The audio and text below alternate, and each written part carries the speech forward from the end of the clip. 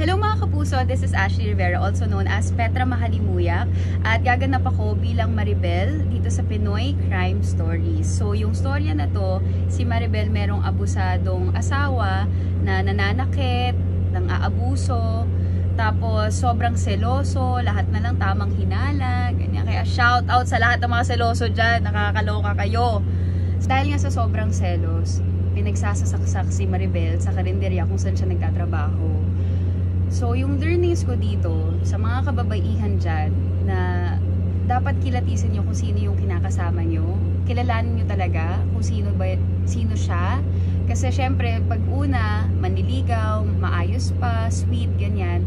Pero pag tumagal, medyo mararamdaman mo naman eh. May kita mo rin kung may red flags ba or may mga attitude siya na hindi ka nais-nais o hindi rin safe para sa inyo. So kung may nararamdaman na kayong ganun, dapat kausapin nyo yung mga kaibigan nyo, kapamilya nyo, o magsumbong kayo sa police, mga nararapat na opisina, or basta mas maganda kasi ma-prevent yun eh, bago pa lumala yung sitwasyon. So bago pa siya sumabog, or kung nakikita nyo na may posibilidad na saktan ka, lumayo ka na. Para hindi na mangyari sa inyo yung mga nangyayari ngayon ng mga ganyang klaseng krimen. So, ayun, sana po mag-ingat tayo.